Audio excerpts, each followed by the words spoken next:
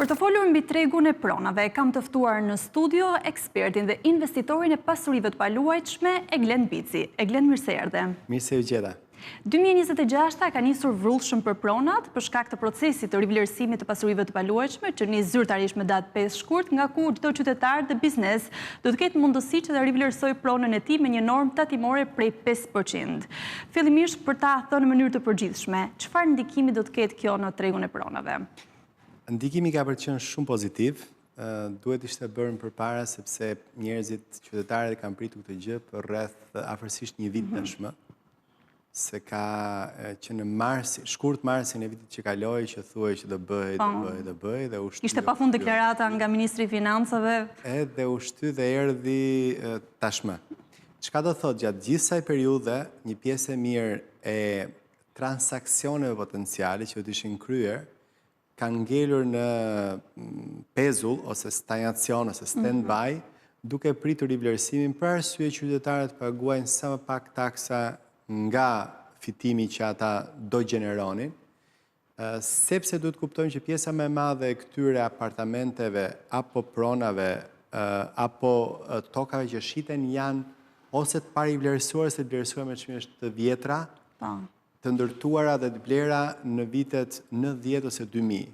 Çka do thot, janë bler, po marr disa zona, si zona e Komunës Parisit që është ndërtuar në ato kohë, janë bler atëherë me diku te 400, 500, 600 euro metri katror, sot të përshitet me 1800, 2000 euro metri katror, apo 2500 euro metri katror. Dhe gjithë ky marzh, kjo diferenca për shtetin quhet fitim. Edhe pse këta që po shesin aty, po blejnë në zona që po i blejnë edhe më shtrenjtë akoma, dhe nuk bëhet fare kjo llogaritja që dikush e ka shtëpi të parë, e quan thjesht fitim, edhe pse ti e bleve me atë çmim, supozohet që fiton, realisht nuk e fituar sepse duhet bler një tjetër që është edhe më shtrenjtë akoma. Dhe kjo do e çliroj një pjesë të mirë të tregut, sidomos për ato prona që janë ndërtuar në fund viteve 90, vitet 2000, dhe që kanë ngelur stagnacion gjatë. Pra do të ketë një ofertë më të madhe të pronave në treg, po thua? Jo, një pjesë e këtyre transakcione janë gati, pra klientët janë gati, thjesht do kryen transakcione, do bëjnë rivlerësimet edhe do kryen. Pastaj është dhe një pjesë tjetër që patjetër kanë menduar të shesin pronat dhe prisnin rivlerësimin dhe do i nxjerrin në treg. Kjo do sjell një lloj lëvizje të tregut, mund të ketë edhe një nuk do thoja ulje, por një shkundje të vogël të çmimeve, e cila patjetër që mund të sjellë një lloj energjie pozitive tek njerëzit që duan të blejnë, dhe koha më e mirë për të blerë, për të investuar është tani, pra në çdo, jo tani në sensin e tani. Sa herë që blen je i fituar, ai që shet është i humbur gjithmonë. Dhe tregu nuk është se ka për të patë, për mendimin tim, ndonjë rënje, shkatërrim e tjerë, siç mund të jetë thënë nga njerëz të ndryshëm për media televizione, sepse tregu realisht është në një balancë të pranueshme kërkesë ofertë. Çka do thot nuk ka për të patur në një zhvillim të madh as në ulje as në ngritje, madje disa zona kanë për ta mbajtur fort çmimin edhe kanë për të arritur atë. Po, aktualisht si variojnë çmimet në zonat e ndryshme të Tiranës për të u zhvendosur më pas edhe në qytetet e tjera të vendit? Në Tiranë sot çmimi më i ulët që mund ta marrësh për flas zonat periferike shkon diku te 900 euro metri katror dhe 1000-1100 euro metri katror. Po flas në zonat fundore afër institutit bujqësor, në zonat e Kasharit, po në pjesët e pazhvilluara brenda, në zonën e Paskuqanit që ka filluar zhvilluar të 2-3 vjetet e fundit me bërjen e Unazës, dhe pastaj shkon deri në nivele shumë të larta në zonën e qendrës. Por një bisedë, diskutim, debat që bëhet për media është kush i blen këto pronave 5.000, 6.000, 7.000, 8.000 euro metri katror? Si mund t'i blej një qytetar këto prona 5.000, 6.000, 7.000, 8.000 euro metri katror? Pse duhet i blej qytetari këto prona? Pra një person që do të banojë të ketë apartamentin e vet, të blej këto prona me këtë çmim.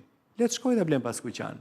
Le të shkojë ta blej këtej nga zona e për këtë doja të pyesja, për shkak se dhe çmimet, siç e thatë edhe ju, janë pak më të ulta në këto zonat periferike të Tiranës se sa në pjesën e qendrës. A shohim edhe një tendencë të qytetarëve për bler prona kryesisht në zonat periferike? Pra kemi një zhvendosje? Është një pjesë e qytetarëve që bëjnë këtë gjë, por është një pjesë tjetër të cilët janë ende që vinë nga rrethina jo vetëm Tiranës, por edhe të Shqipërisë, nga rrethet ndryshme të Shqipërisë, apo edhe nga jashtë Shqipërisë, të cilët blejnë për këto zona. Sepse ne ende jemi pak provincial në mendësi. Dhe një pjesë e mirë atyre që janë ose kanë lidhje me një zonë caktuar të Shqipërisë, blejnë një zonë caktuar. Dhe kjo ka ndodhur historikisht dhe vazhdon të ndodhë edhe tani, sot që ne flasim. Pra nuk është se nuk po ndodh ky proces që the ti, po nuk është se është duke ndodhur në mënyrë masive. E rëndësishme është që sot ka ofertë për të gjithë shtresat e popullsisë. Ka ofertë për ata që duan ta blejnë me çmim të lirë, të pranueshëm, ka ofertë për ata që duan luksin, ka ofertë për çmime normale të personave që janë me bizneset vogla apo të punësuara në administrat apo në për kompani me të ardhura të mira. Duhet jemi, shikon, nuk jemi në nivelin e të ardhurave në Bashkimin Evropian, ende, por duhet theksojmë që këto 2-3 vitet e fundit me të vërtet rrogat janë rritur shumë.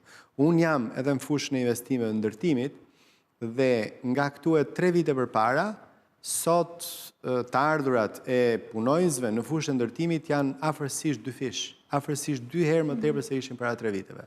Sepse ka kërkesë tregu, nuk ka ofertë tregu, pra nuk ka specialist, punëtor, ekspert tregu dhe kërkohet më tepër cilësia. Pra sot, ndërtimet, pra ndaj një pjesë e njerëzve lëvizin nga pallatet ndërtuara në vitet 90 apo 2000, apo 2010 dhe shkojnë tek ata ndërtuara në 2024, 2025, 2026 dhe kështu me radhë, sepse cilësia e ndërtimit është shumë e lartë nga ajo që ka qenë në vitet, po themi 10, 15, 20 vite përpara. Duke qenë se më përmendet pak edhe pjesën e Bashkimit Evropian, dhe shpeshherë kemi parë dhe deklaratat e kryeministrit që nxitoni dhe investoni tashmë në pasuri të paluajtshme, sepse me hyrjen në BE do të kemi një dyfishim të çmimit të pronave. Çfarë mendimi keni ju për këtë? Unë mendoj që ka drejtë. Tani, nuk e di nëse do të dyfishim, por realisht ka për të patur rritje. Tirana po bëhet një metropol jo thjesht për shqiptarët dhe shqiptarinë. Pra po bëhet për rajonin. Dhe edhe me kontributin e ndërkombëtarëve, me krye Shtetet Bashkuara të Amerikës, le të jemi jo më larg se par dje kam patur në zyrë një grup investitorësh nga Franca, të cilët erdhën me idenë për të investuar në Bregdetin shqiptar, jo për të blerë, për të investuar, për blerë troja dhe për të ndërtuar struktura komplekse të tyre, për t'ja tregtuar tregut që ata kanë, pra Francë, Korsik, zonën e Frëngjisht Folzve, Zvicerane e tjerë. Pse dhe këta u ndikuan vetëm nga lajmet mbi Sazanin dhe mbi Kushnerin. Pra duhet kuptojmë që këto lajme pozitive, unë i konsideroj pozitive, të investitorëve të mëdha, të strukturave të mëdha, të investitorëve që vinë të investojnë në Shqipëri, sidomos kur kanë mbështetjen e personit më të pushtetshëm planet, absolutisht janë pozitive dhe për tregun ndërkombëtar. Dhe ne sot nuk është se kemi nevojë ose duhet shesim patjetër tek shqiptarët e Shqipërisë apo shqiptarët e Kosovës. Pikërisht për këtë dohet të pyes. Ne duhet të shesim tek europianët. Ne duhet të sjellim kompani ndërkombëtare investitore europiane, fonde investimi europiane apo botërore, grupe investitorësh së bashku me kompanitë e tyre që të vinë transferohen këtu. Dhe një nga arsyet që më tha kjo zonja ishte që e glenta ne taksat i kemi, pra një nga arsyet që po vjen është se i kemi mbi 6%. Ne ende jemi mirë që tatin fitimin e kemi 15%. Dhe kjo është për një transakcion, për një procedurë, për një kompani normale. Në qoftë se ti futesh pastaj te kompania e strukturave hoteliere, me 4 yje, 5 yje plus, ti ke një përjashtim shumë të madh nga taksat caktuara. Ke favorizim nga shteti. Pse? Se filozofia është që të sjelli këto brende ndërkombëtare. Unë e shoh edhe vetë nga bashkëpunimi me to. Për shembull, ne kemi krijuar një bashkëpunim me brendin më të madh në botë, Windham, me një nga brendet e tyre, atë ka 25 brende me Ramada Residence. Impakti që ka te klientë huaj nga Zvicra, nga Gjermania, nga Çekia, nga Polonia, nga Hungaria, nga Finlanda është shumë i madh kur ti i thuash ky brendi i përfshirë. Pra ne duhet marrim brende ndërkombëtare. Unë po punoj fort që të sjell një nga brendet më të mëdha të qendrave të biznesit në botë. që është World Trade Center. World Trade Center Association është brendi më i madh në botë i qendrave të biznesit, kanë mbi 300 qendra biznesi në mbar botën. Dhe ne duhet të sjellim këto brende, pra duhet punojmë për të sjellë edhe nëse marzhi i unifitimit ulet. Pse? Sepse duke bashkëpunuar me këto brende ti sjell këta lloj klientësh, këta lloj investitorësh, të cilët kanë garancinë e brandit. Në moment që ti i thua është ky brand, ai e di se çfarë presi nga ai brand, sepse e ka provuar në Dubai, e ka provuar në Londër, e ka provuar në New York, e ka provuar në Singapore, e ka provuar atë brand në vende ndryshme të botës dhe thotë, këto janë standardet e tij. Pra duhet kalojmë nga zhvillimi i kryeqytetit ton dhe i Shqipërisë, nga investitorët lokal me ndërtime, me cilësi, me mendësi lokale, tek bashkëpunimi i investitorëve lokal me brende ndërkombëtare ose qasja e brendeve ndërkombëtare që të vinë apo fondet investimit të investojnë në Shqipëri. Ne jemi me fat që ende kemi rreth 7% të Bregdetit të pa shfrytzuar. Pra vetëm 30% ka zhvillim, ndërtim, diku kaotik, diku të strukturuar e tjerë. Pra do duhet që edhe qeveria, po edhe ne, që jemi operator tregut, të mendojmë të mos bëjmë thjesht ndërtime hajtë se po e bëjmë për të fituar diçka. Të mendojmë të bëjmë struktura të mirëfillta, të organizuara, të brenduara nga brende ndërkombëtare. Për fola për Windhame pak përpara, me qenë se e njoh se kam rreth 2 vjet që kontaktoj me ta. Ata kanë rreth 160 milion klient database-in e tyre. Ne jemi vetëm 1.800.000 shqiptarë. Hajde gjithë shqiptarët të përbot 10 milion, se nuk janë më shumë. Vetëm database-in e tyre, klient që ata kanë përdorur ka 160 milion. Duke marrë këto brende ndërkombëtare dhe duke i futur në strukturat tona, në projekte në Shqipëri, në Tiranë, apo edhe në Bregdet, absolutisht ti i rrit vlerën dhe i rrit hapjen, qasjen, po njëkohësisht i rrit edhe njohjen. Sa do ishin përfitimet ekonomike në këtë rast? Për shembull, mund të kishte nxitje të punësimit të vendas. Një nga përfitimet mund të kishte gjithashtu edhe tërheqje më të madhe të turistëve, pra të një klientele të huaj. Shiko, unë do të thoja disa. E para do kishe klientel të organizuar, të strukturuar të huaj që do vi. Okay? Dhe në qoftë se shkon të 5 plus, ke klientele cila është super okej financiarisht dhe nuk ka problem të paguaj çmimet mira. Pa tjetër. A do ketë në këto struktura hoteliere, akomoduese, apo godina, shërbimi, punonjës të huaj që mund vinë nga Filipinet, nga India, nga e tjerë. Ku krau punës është më i lirë. Pa tjetër që do ketë. Dhe kjo ndodh kudo në botë. Pra gjithë të zhvilluar janë rritur me të huaj që kanë ardhur i kanë zhvilluar për të bërë ato punët e lira, të themi. Ne duhet jemi të zgjuar mjaftueshëm që ne të bëjnë ato punët e organizuara, punët e strukturuara, punët me kollare, punët me këmish, punët me mendje. Dhe kjo do pasjelli pastaj më tepër xhiro ke restorantet, më tepër xhiro ke marketet, por një nga vlerat e shtuara të brendeve ndërkombëtare që ne t'i sjellim në Shqipëri është pjesa e edukimit të punës. Në fushën e shërbimit u mendoj që ne jemi shumë brapa rajonit. Jemi mbrapa dhe se Kosova. Ka pasur diskutime shumë edhe debate gjatë muajve të verës që flitej për një rritje jashtëzakonshme të çmimeve në zonat bregdetare, nga ku shumë shqiptarë dhe zhvillojnë dhe realizojnë pushimet e tyre atje, ndërkohë që cilësia e shërbimit ishte shumë e dobët. Pra po flisnim për çmime si në Greqi apo në vende të tjera të famshme bregdetare të njohura për pushimet, por cilësia e shërbimit ishte shumë e ulët se këtyre vendeve. Po sepse këto biznese i ka Afrimi, i ka Eglenti, i ka Hyseni, i ka një shqiptar i cili ka punuar fort dhe thot unë duhet punoj fort të 3 muaj që të gjeneroj për 12 muaj. Dhe 9 muajt e tjere mban mbyllur. Struktura ndërkombëtare, filozofia e strukturës ndërkombëtare ka algoritëm mbi të cilat përcakton edhe çmimet dhe nuk është filozofia të punosh 3 muaj apo 4 muaj apo 5 muaj. Punosh 12 muaj të vitit, 365 ditë. Nëse në gusht çmimin e një dhome në Palas do ta kesh me një dhomë të mirë hoteli, do ta kesh me 500 euro nata, e njëjta dhomë tani në fund janarit apo në shkurt mund të jetë me 50 euro nata. Mjafton që të mbuloj kostot, operacionale, por ama do jetë funksionale gjatë gjithë kohës. Dhe do i mbaj këta punonjësit atje 365 ditë vitit punësuar. Prandaj dhe qeveria po bën shpesh thirrje për një turizëm gjithëvjetor. Po patjetër, dhe këta punonjës që shkojnë dhe punojnë vetëm për një periudhë caktuar 3 mujore në këto strukturat akomoduese apo të shërbimit në Bregdetin shqiptar apo në zonat malore të Shqipërisë, ata nuk janë të edukuar, nuk janë trajnuar, dhe nuk e kanë afatgjat. Ata vinë aty vetëm për të punuar, për të marrë një pagesë sa do marrin, për të marrë në një bonus, në një bakshish që do japin, dhe kaq. Nuk kanë lidhje emocionale me biznesin, s'kan lidhje emocionale me punën fare, dhe pastaj për të mos thënë që dhe janë dhe të pa trajnuar fare, ose shumë të pak trajnuar. Strukturat ndërkombëtare, sistemi ndërkombëtare, gjë e parë që do bëjnë të trajnojnë njerëzit.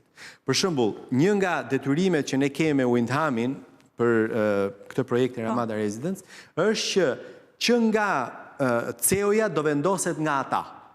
Pra nuk mund ta zgjedhim ne CEO-n e strukturës vet.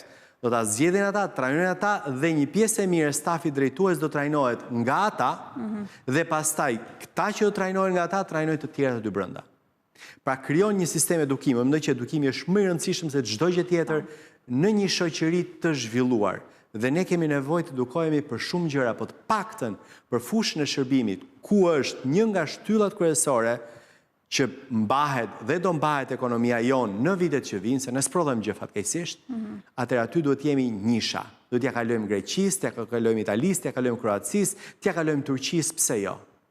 Ne si shqiptarë, kur flasim për hyrjen në Bashkimin Evropian dhe pjesën e dyfishimit të çmimit të pronave, nuk e shohim asnjëherë në aspektin e bashkëpunimit me këto brende ndërkombëtar që thoni ju, po e shohim gjithmonë në aspektin e sa do ke mundësi që ta përballoj blerjen e një shtëpie nesër pas nesër kur do futem në BE. Shiko, unë kam bërë një analizë dhe gjenë shumë kollaj për të kërkosh në Google. Shqiptarët janë në vendin e parë në Europë, madje do të jenë edhe në botë, në vendin e parë për pronësi shtëpie. Pra ne jemi diku te 96%. 96% e shqiptarëve kanë një pronë që e kanë të tyre. Tokë, apartament, shtëpi private, e tjerë. 96% e shqiptarëve. Statistikë, okay? Zviceranët janë me 32%. Zvicera që është vendi më i zhvilluar në Europë, më i mirë strukturuar, ku sistemi financiar, sistemi bankar është nivelin më të lartë të mundshëm, pra në një farë mënyrë ata shesin banking në gjithë botën. Pse? Nuk do të thotë që ti duhet patjetër të kesh një shtëpi. Madje shumica e atyre ekspertëve që merren me investime dhe me pronet paluajtshme, thonë mos bli shtëpi, shtëpia që blen për veten tënde nuk është aset, është detyrim. Duhet të jesh i zgjuar mjaftueshëm që ti të jetosh me qira vet dhe ndërkohë që ta blesh pronën ta japësh me qira. Vetëm sikur këto prona, pra ajo që ti paguan qira dhe ajo që merr qira nga prona që ke bler, të jenë barabar me njëra tjetrën, sikur ti të mos fitosh asnjë cent nga gjithë ky transaksioni, ajo që ti fiton është mendësia, dhe mendësia është më e rëndësishme se çdo gjë tjetër. Ti nuk fillon të mendosh si përdorues, po mendon si investitor. Nëse ty nesër vjen një rast i mirë për ta shitur atë pronën tënde me një 50% më tepër nga sa e ke bler, kur ti e ke si investim, ti e shet menjëherë. Por ama nëse ti e ke bler dhe jeton vet aty, je lidhur emocionalisht, se aty kam lindur fëmija, aty kam bërë dashuri, atje që e babi i smur, atje... Pra, je lidhur emocionalisht me atë vendin tënd. Shkon dhe bën investime më tepër se ç'duhet, e bën komplet tualetin nga e para, vendos me merr të shtrenjtë, bën punime gipsi, bën kuzhinë nga e para e tjerë. Në një apartament me qira nuk do e bësh të gjë. Do rrish ashtu siç është. Do e shijosh, patjetër maksimalisht, dhe të njëjtën gjë do bësh atë investimi yt që do japësh me qira.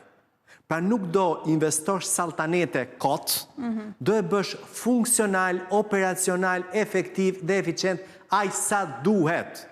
Dhe do ndryshosh në mendsinë tënde. Jo si përdorues tash, por si investitor. Unë kam 2 vajza, me i dhe Noa. Nëse ka vetëm një gjë që unë do t'ju mësoj atyre dhe përpiqen t'ju mësoj është të mendojnë si investitore. Jo thjesht në para, si investitore në kohë, në energji, në emocione e tjerë, pra këtë që po bën, je duke është kohë investuar apo kohë harxuar. Pra një mik që takon, një parti që shkon, një libër që lexon, një futboll apo lojë që luan, një aktivitet që kryen e tjerë. Është investim, një marrëdhënie të cilën ti krijon, është investim, është përdorim apo është harxhim. Këto janë tre mënyra si harxojmë kohën tonë ne, ose investojmë, ose e përdorim kohën tonë. Dhe rëndësishme është kur vjen puna te investimi i parave, rëndësishme është që pak në parat mos ngelin aty, pra të qarkullojnë të mos... Absolutisht po. Dalimi pak edhe pjesa e kohës së shitjes së një prone. Si ndryshon koha e shitjes në Tiranë krahasim edhe me zonat bregdetare? A ka pasur një rritje të kohës së shitjes apo ulje të saj? Shko, jo më larg se sot kisha i telefonat nga një zyrë real estate, nga një agent, për një kompleks që ne kemi, edhe më thot dua ta marketoj të bashkëpunoj. Edhe i them, me sa mendon ti që shitet aty, thot ai me mbi 2000 euro metri katror. Realisht nuk është ky çmimi. Çmimi është më pak se kaq. Okej, çmimi real i tregut i zonës. Çka do thot? Se dalim te kjo. Ajo që ndodh rëndom në treg është që një pjesë e atyre që konsiderohen profesionist nuk janë profesionist. Dhe tregu në një farë mënyrë fryhet pa dashje. Pra fryhet me idenë që ta marrin listimin, me idenë që ta kemë pronën, me idenë që ta provojnë, sepse sa më i lartë jetë çmimi, aq më tepër është interesi i përfitimit që merr agenti real estate në këtë rast. Dhe duke dëgjuar që ose një pronar që ka një apartament vjetër të viteve 90, dëgjon që një pallat i ri i vitit 2024-2025 shitet në Tiranë, po them unë, me 3.000-3.500 euro metri katror. Thot ai aq do e mbaj edhe unë. Po nuk, më thënë, dhe e mban me aq. Dhe absolutisht ai do rinë treg për 6 muaj, për një vit e gjysmë, për 2 vjet e tjerë, derisa të shitet, derisa tulet, të shkojë ke çmimi i vërtet real i tregut. Pasi nuk mund të jenë një lloj. Ngjitur le të jenë, në të njëjtën zonë le të jenë, nuk mund të jenë një lloj, një ndërtim i cili ka një izolim akustik termik perfekt, që ka ashensor të mrekullueshëm, që ka parking poshtë, që ka pastërti mirëmbajtje të shkëlqyer, që ka një punime cilësore hidraulike dhe elektrike me një apartament pallat tjetër. Nuk mund të ketë një të vlerë. Patjetër, nuk mund të jenë një lloj. Nuk mund të jenë asnjëherë një lloj, edhe pse janë ngjitur. Dhe kjo e bën që një pjesë të rinë gjatë. Nëse vlerësohen si duhet, tregu ka interesi, dhe mos përpronaj që me certifikat pronësie, nuk ka. Për shembull, zona e Durrësit nuk ka kërkesë të madhe dhe nuk ka prona. Me certifikat pronësie. Ndërsa në Tiranë, patjetër që duan me certifikat pronësie, sepse shumica e ndërtime sipër, dhe praktikisht ato nuk mund të kreditohen. Më falë se... Kërë që kjo është sfida me madhe, por nëse unë do theja për në Tiranë, një pronë nuk rri më shumë se një vit në treg, një pronë e mirë vlerësuar. Kalim pak edhe pjesa e tregut të qirave. Sa po ndikojnë qirat afashkurtra, pra Airbnb le të themi, në tregun e qirave afatgjata? E kanë rritur, patjetër, dhe sot për matematika e qiras, matematikën e blerjes, po afrohet aty ku duhet jetë, që ti të kesh një kthim investimit paktën tek 4-5% në vit, sepse nëse nuk e ke 4-5% vit, çka thot, duhet ta kesh minimumi i këtij investimi, duhet të jesh aq sa që është kësti i kredis, pra sa që është interesi i kredis, që të ketë logjik financiare. Nëse nuk është në këto numra, atëherë nuk ja vlen. Përpara ka qenë shumë pak, ka qenë dhe me 1.5 dhe me 2%. Airbnb-a e ka rritur këtë pjesë. A e ka bërë kjo mund të mundshme për njerëzit për të jetuar? Në zona qendrore të Tiranës, jo. Pra, njerëzit të cilët banojnë për veten e tyre, njerëzit qytetarët që janë me punëra normale, që kanë të ardhura normale, tjerë kanë shumë më të vështirë, po përsëri kthehem tek ajo që thashëm fillim fare. Pse duhet patjetër dikush ta ketë shtëpinë mu tek Skënderbeu? Çfarë kuptimi ka? Është rrëmuj, ka protesta gjithkohën, ka zyra, ka angazhime, ka lëvizje e tjerë. Shtëpinë, apartamentin, folezën tënde ku jeton, ku ngre familjen tënde, mund ta kesh rrethina Tiranës. Sot transporti është bërë shumë okej. A mund të bëhet më mirë? Patjetër që mund të bëhet më mirë, por është shumë okej. Ke mundësi të aksesosh ku duash. Madje e ke shumë më të vështirë sot nëse e ke në zona të mira se s'ke ku parkon. E ke shumë të vështirë parkimin, dhe sot parkimi kushton madje mbase shumë. Sot parkimet shkojnë në Tiranë, qendra në zona parkimet mira të Tiranës, edhe 200 sepse hapësirat janë të pamjaftueshme prandaj. Edhe 200 ca euro në muaj. Pra praktikisht ai sa ishte qiraja përpara 10 viteve, sot është parkimi i makinës. Kështu që ti gjeje apartamentin, shtëpinë tënde në një zonë sekondare dhe hajde punon në Tiranë, siç e bën gjithë bota. Kështu e bëjnë. Patjetër. Në nuk e kemi akoma këtë lloj mendësie që le të themi të udhtojmë disa minuta ose disa orë për shkuar në punë, ndërkohë që ti shtëpinë mund ta kesh fare mirë në periferi dhe të bësh një jetesë mjaft të kënaqshme. Unë kam pas fatin të jetoj në Angli nga 99 deri në 2006, rreth 7 vite e gjysmë. Edhe po analizoja veten time para disa kohësh për punët dhe shtëpinë. Nuk e kam patur punën asnjëherë më afër se gjysmore makinë. Po. Asnjëherë. Atëherë, çfarë do thotë kjo? Kjo thotë që ata atje janë budallënj dhe ne jemi të zgjuar që duam ta kemi 5 minuta me makinë ose mundësisht të shkojmë këmbë ke. Duam të kemi gjitha gjërat afër, si kopshtin e fëmijëve, shkollën, punën, marketin, çfarë do lloj gjëje. Jo, këto mund t'i kesh, shërbimet e tjera mund t'i kesh, se shërbimet e tjera janë shumë të Janë të domosdoshme. Patjetër. Ndërsa pjesa e angazhimit e punës tënde, ajo mund të jetë kudo, e akseson se do rrish 8 orë atje. Ndërsa aty ku do jetë fëmia, aty ku do jetë shërbimet si parukeria, supermarketi, kafe lagjes, restorante e tjerë, mirë është jenë afër zonës tënde që ti të krijosh edhe atë energjinë afër vendit ku jeton. Dhe të ketë nuk ka pse të ketë një qendër, as Tirana, as një vend në botë, do të ketë shumë qendra të organizuara, të cilat kanë të gjitha shërbimet, facilitetet brenda kësaj zone. Siç është, ne nuk kemi pse shpikim rrotën. Ne mund të kopjojmë vendet më të mira në botë aty ku duam të shkojmë. Të kopjojmë Zuriun, të kopjojmë Romën, të kopjojmë Milanon, dhe të gjithë kanë qendra të ndryshme ku operon jeta më vete e pa lidhur me qendrën qendër. Qendra është kryesisht muzeale, historike, zyra, përfaqësi ndërkombëtare. Nuk ka banim aty. Ne duam banimin ta kemi këtë Skënderbeu. Glen, të falenderoj shumë për bisedën, ishte shumë kënaqësi. Edhe unë ty. Ky ishte edhe emisioni për ditën e sotme. Do të shihemi sërish javën e ardhshme të premten orën 21. Mirupafshim.